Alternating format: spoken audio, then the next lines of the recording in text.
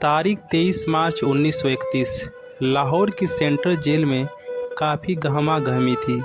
Jail के सभी कैदी अपनी अपनी कोठरियों में और रोज़ की तरह अपनी दिनचर्या में व्यस्त थे।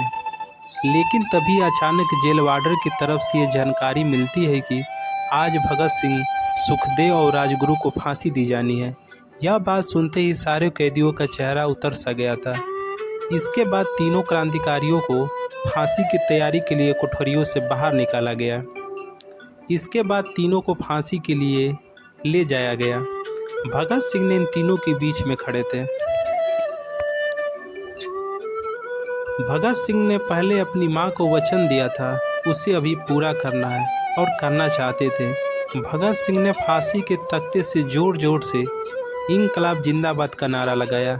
जब भगत सिंह के नारों की आवाज़ जेल की कोठरियों तक पहुंचती है, तब जेल के बाकी कैदी भी भगत सिंह के साथ नारे लगाने लगते हैं और उसके बाद इन तीन क्रांतिकारियों के गले में फांसी का फंदा डाल दिया गया और फिर जल्लाद ने एक एक करके तीनों कैदियों की रस्सी खींच ली। ऐसे करते हुए तीनों क्रांतिकारियों ने अपने देश के लिए हंसते हंसते फांसी के फंदे को अपने गले से लगा लिया। उस समय भारत की राजनीति में गांधी जी का अहम रोल था।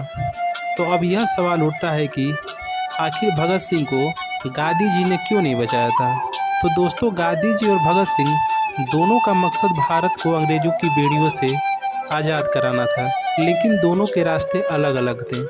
भगत सिंह का मानना था कि गूंगी बहरी अंग्रेजी सरकार को हिंसक तरीके से ही जगाया जा सकता है और भगत सिंह ने आज़ादी के हिंसक रास्ते को ही अपना समझा।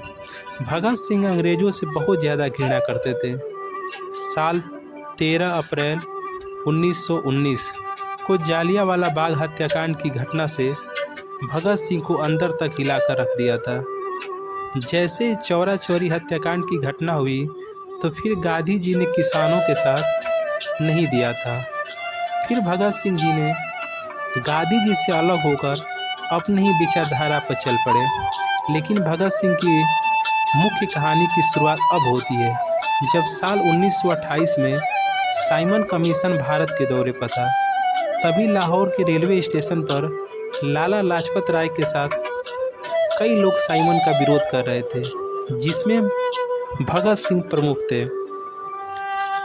विरोध को ज़्यादा बढ़ते हुए अंग्रेजी सरकार डर सी गई थी और अंग्रेज़ों ने ताबड़तोड़ लाठियों से वार शुरू कर दिया था।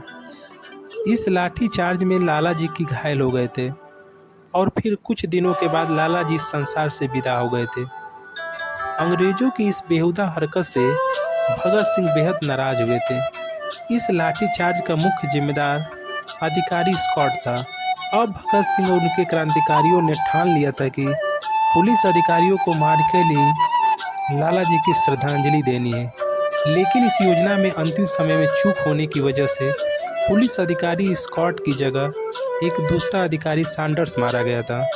इसके बाद अंग्रेज़ों ने क्रांतिकारियों को पकड़ने के लिए अपनी धरपकड़ तेज कर दी थी, लेकिन भगत सिंह यहाँ से भी अंग्रेज़ों को चकमा देकर निकल गए थे।